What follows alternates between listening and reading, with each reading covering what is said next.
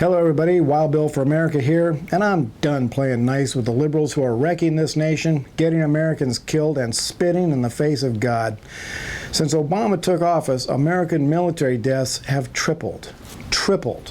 Dennis Haney, a retired decorated Air Force pilot and command officer, sent some information that's pretty shocking about what the Obama administration has been doing to our military. A new military handbook was issued that absolutely handcuffs the U.S. military as a fighting force. While Obama is bragging about airstrikes against terrorists, he failed to mention that the new rules often require pilots to ask permission from up the chain of command, and with Obama as commander-in-chief, it usually takes so long that the planes run out of fuel before they can strike. Gee, it's almost like he's trying to protect the Taliban. It gets worse.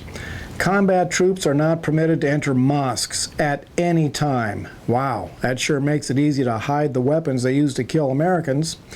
U.S. forces cannot engage the enemy if civilians are present. Wow, no wonder the enemy likes to fire on Americans while standing in a crowd of civilians. And please, tell Mr. Obama, when fighting an enemy that does not wear uniforms, how does one distinguish between civilians and combatants?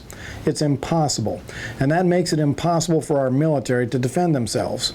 Once again, I ask, which side is Obama on? Marines are allowed to shoot insurgents who are planting bombs during the day, but they can't shoot them at night because they might mistakenly shoot a farmer. So guess when the butchers of Islam plant all their bombs?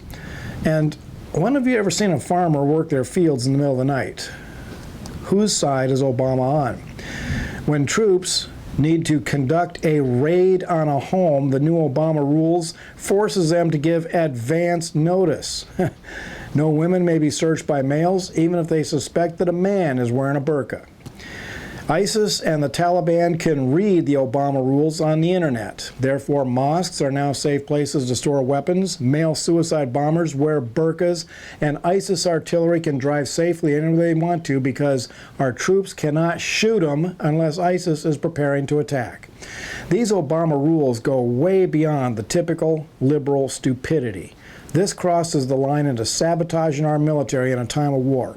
Let me repeat, with Obama as commander-in-chief, American troop casualties have tripled.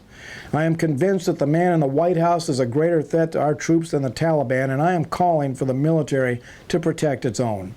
In a time of war, the president is subject to the Uniform Code of Military Justice.